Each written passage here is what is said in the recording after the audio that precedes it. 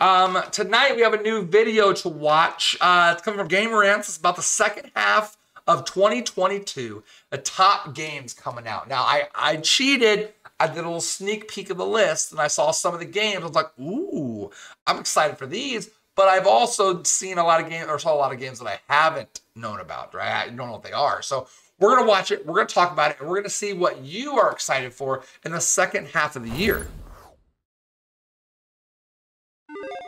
So we've covered the first half of the year 2022, and now we're looking towards the future, the second half of 2022, and some of the most anticipated game releases. Now, here's a roundup of 20 games. Keep in mind that release dates are always subject to change. It's true. They might not even come out this year. We always see delays, and we can still also get some surprise game announcements. You never know. But for now, let's get started off with number 20.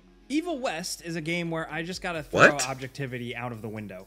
This is exactly the type of game I want. Just a video game as hell video game. And I mean that as a compliment. This is a kind of sci-fi western third-person shooter action game. It's just a linear adventure that you progress through. And it's an RPG? You are like a superhero cowboy man. You deal with a 6-shooter and you're blowing away bad guys, specifically vampires. Yes, the Wild West. God, vampires are big right now. Like there's been so many vampire games that have come out recently that it's like, well, vampires must be like the new craze, you know? Your gadgets, your 6-shooters, but also this cool lightning fist. Red Dead, kind of has that feel a little bit. Fun. And those animations! Oh my gosh! Ordered sometimes. It's like Westworld, V Rising, and Red Dead. Yeah. We're really looking forward to it. It's releasing on all the major consoles September 20th. Must be 2008 again. Dinosaurs and vampires all over again. We have High on Life. This is the Justin Roiland Squanch Games' newest game. So if you're into Rick and Morty and that style of humor and wackiness, this might. I never watched Rick and Morty. Did you guys? It's a sci-fi first-person shooter where the different guns all have different alien personalities. And I'm not gonna lie, it just looks like a ton of fun. It seems like they've got some talented comedians and voice actors behind a lot of the roles, and it just looks like a breath of fresh air, something different. You know, it does look different for sure. The longest time now has been pumping out cool projects.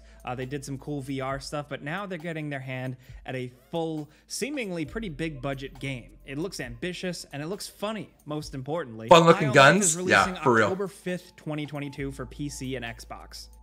Does look interesting, and guns talk to you. We have the Lord of the Rings Gollum. Now, this is a game specifically. I've heard bad things about this. Creeping around Middle-earth, doing sketchy things. It's not necessarily based on the movie. If you could tell by the art style, they're going for a little bit of a different look for the character. And the game is focused around you making decisions as Gollum or Smeagol, you know, the voices in his head, but also trying to mostly avoid combat because he's pretty weak through stealth. It's not often these days that we get a good solid stealth game anymore, just truly dedicated to it, so we're curious to see how this pans out. He seems pretty nimble, he can get around the environments pretty quickly, but the jury's still out on the quality of this one. We've seen some gameplay trailers that don't look so hot, but we can't help but just like Lord of the Rings and weird, strange Lord of the Rings. Okay, let me talk about this for a second, guys.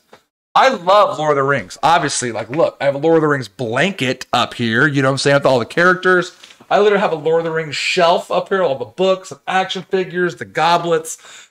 So I'm a big Lord of the Rings fan, huge. I'm excited for the Amazon TV show that's coming out. But when it comes to a potential AAA game, why on God's green earth did they pick Gollum as the flagship for that? Why, out of all the storylines they could have picked from, they picked Gollum? Are you kidding me? This is like the most boring storyline ever. Who cares, right? We already know his backstory from Lord of the Rings. They already told us, right? The ring overcome him with greed. He shrunk down and turned into this thing out of greed, right? We already know his entire backstory. Why are they basing a game around this character? They totally missed the ball with it. They missed it. Because it's different? No, it's gonna flop. 100% this game's gonna flop. People will play it right off the bat for the content or see what it's like, and then once other people play it, it's gonna flop, right? I think because of the name, Char. How is it an anticipated game? Because of the name, Lord of the Rings. Immediately, one of the biggest franchises of all time. Immediately, that name is bringing in the a new LOTR game. No, like I think it's gonna flop, but that's just me. games that show us a different side of Middle-earth, so we're still keeping our eye on it. It releases September 1st, 2022 for all the major consoles. Now, next over at number 17, we have Stray.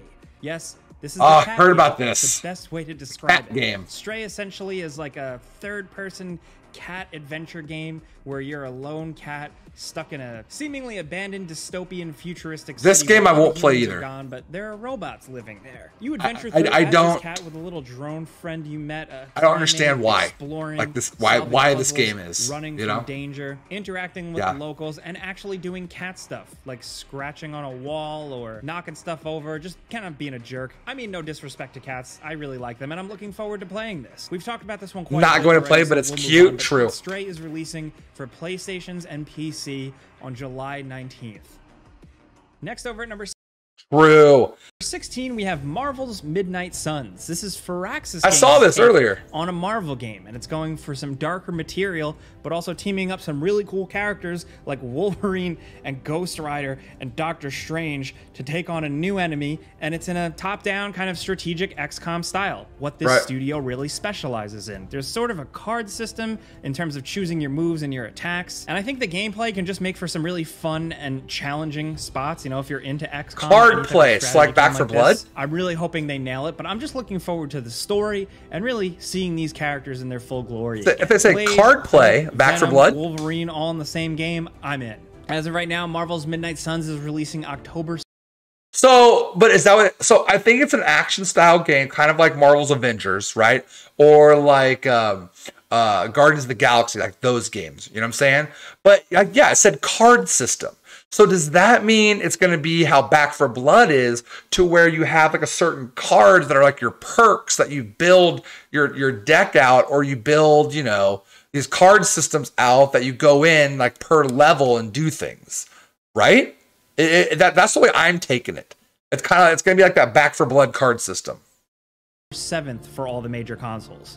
Next over at number 15, we have Skull and Bones. This is Ubisoft's I'm title. kind of excited about this. Resurfacing this year and finally releasing, and what it is a pirate adventure game.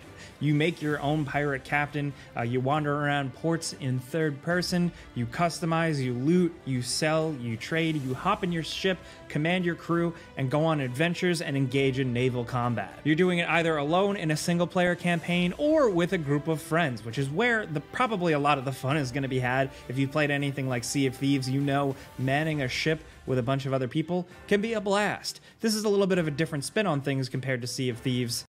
This is like Sea of Thieves mixed with Assassin's Creed Black Flag.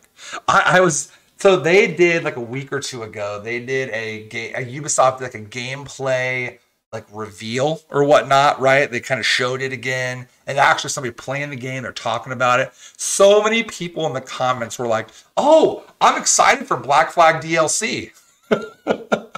It's true though. Like, this game was started after Assassin's Creed Black Flag because of the naval and the battle, the ship battles were so popular in Black Flag. I loved it, by the way. That why wouldn't Ubisoft try a game like this? Well, I don't know what's taking them so long, but they really dropped the ball, delay after delay, kept getting pushed back.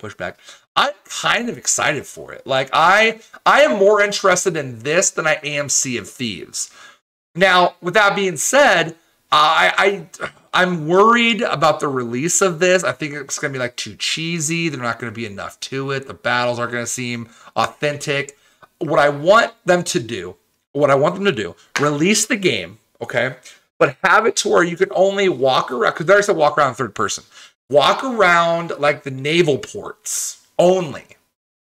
DLC, give us more land to explore, right? We could jump on islands, you know, things like that, but let us go inland more on DLC. You know what I'm saying? Like say, you know, some pirate or whatever, you know, went up the river dried up, and now all that booty is up there. Now we go inland to try to find that treasure. You know what I'm saying? That's a little side mission, not necessarily on the water. You know what I mean? That could be like DLC stuff, which would be awesome, I think. But I'm excited for it. I actually I hope it comes to Game Pass because I do want to play this. But yeah, I was kind of more excited for this when I heard about this and Sea of Thieves, because I like I like the realistic look better than the look of Sea of Thieves, like the cartoony thing. I don't know, not necessarily for me. I haven't played it yet. I've been interested in playing Sea of Thieves, but I don't know. Skull and Bones. I'm really hoping that it's not Sea of Thieves, and hope that the ports let you be safe, unlike Sea of Thieves. You can already do that and see. Oh, can you? Okay, yeah. All the islands are explorable. Yeah. So I'd imagine this is going to be similar to where islands are explorable, things like that. You can get off, do that. But I'm talking about major like lands. You know, Sea of Thieves is way cartoonier than now. The only reason, okay, right. Yeah, I don't know. I'm excited for Skull and Bones, and we'll see when it releases. And I'm curious to see how it pans out. We'll know in the fall when it releases November 8th for all the major consoles.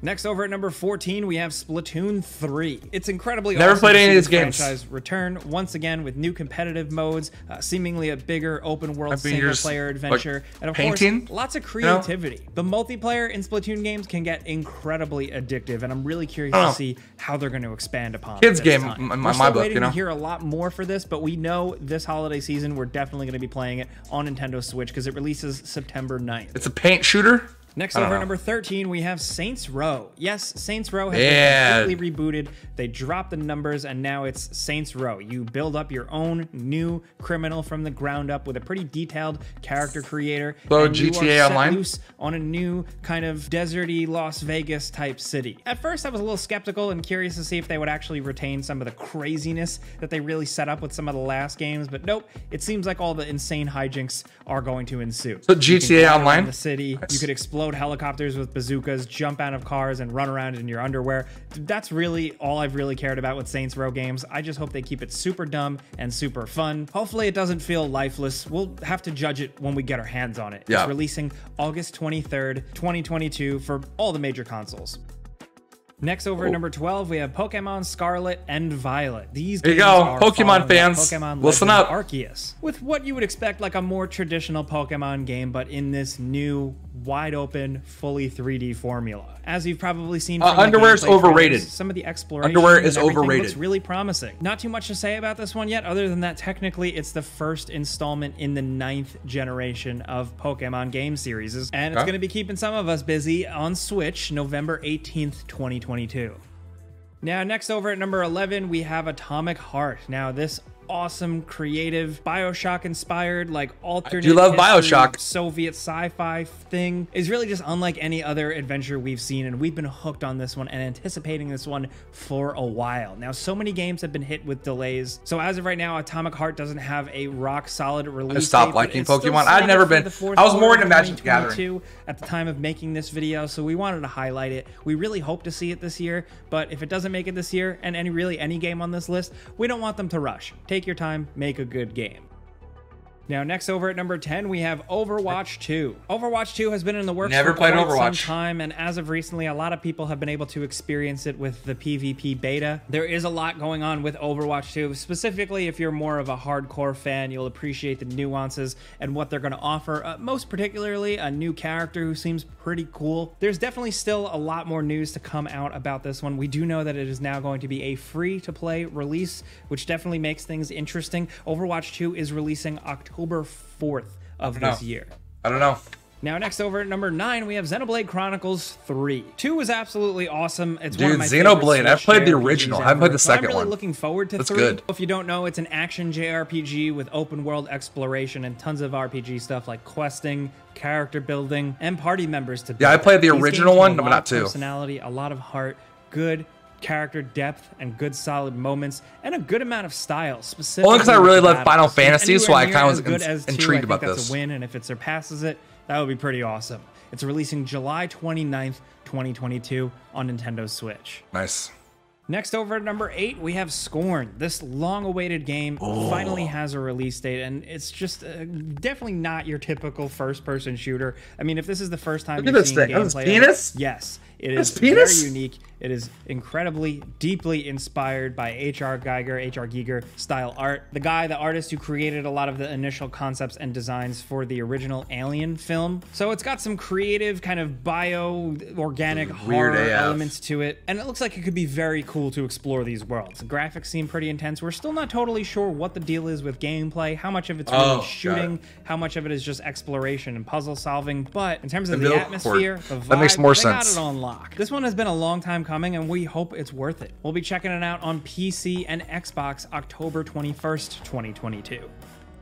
Now, next over at number 7, we have Call of Duty Modern Warfare 2.